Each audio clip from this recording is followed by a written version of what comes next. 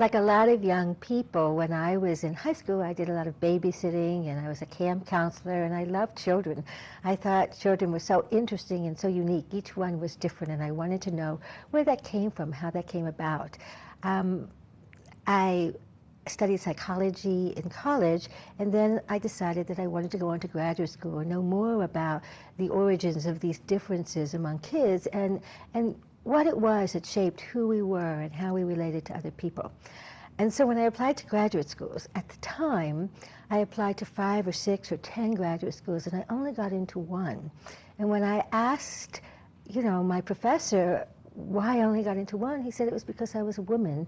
And if I had really wanted to go into graduate school, I should have told him as a woman, he would put in a special comment for me to be accepted to these other programs. I won't tell you the schools I didn't get accepted to, but the one that accepted me was the University of Michigan, and I was really lucky to be accepted there. When I went to Michigan, I had no idea what I really wanted to study about children, but I soon learned that there was an area of psychology called attachment, and this was really my great love. How do children become attached to their parents? What is it about the mother-child relationship and the father-child relationship that influence children's personality and who they become?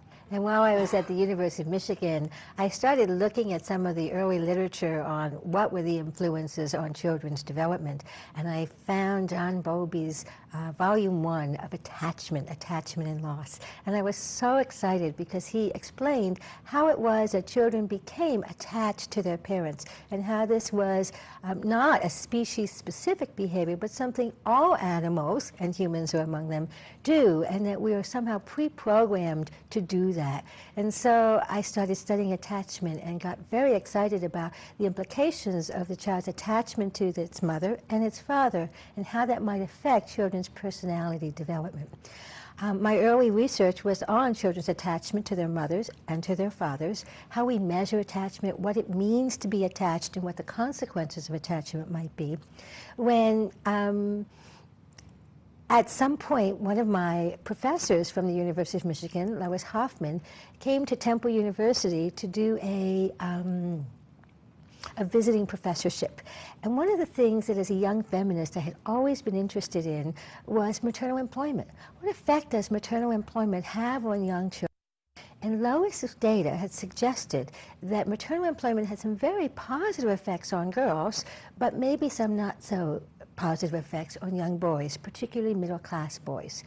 But none of her data, or any of that data, really spoke to the effects of maternal employment in the first few years of a young child's life. Because until 1970, most mothers didn't return to employment until their children were 5 or 6 or in elementary school. And so I was very curious about the effects of maternal employment on children's attachment to their mothers. But that was curiosity. I did attachment research.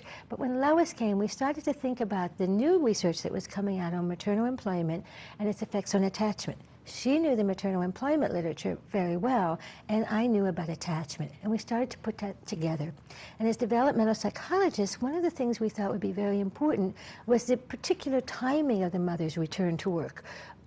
Even in infancy, there are specific periods during which certain events might be more influential than other times. If the mother returned early in the child's life, there may be different effects than if the mother returned later in the child's first year or even into the child's second year. And so we did some early pilot work looking at the effects of maternal return to employment at different points along the first 2 years of life. And what that data showed was, one, there were some effects of the timing of the mother's return to employment. But also, second, it led us to wonder about the selection effects. That is, what effects might lead certain mothers to return early to employment, while others might return later to employment, and still others might not return to employment at all. And so I was very curious about what would lead some mothers to return to work early, some later, and some not at all.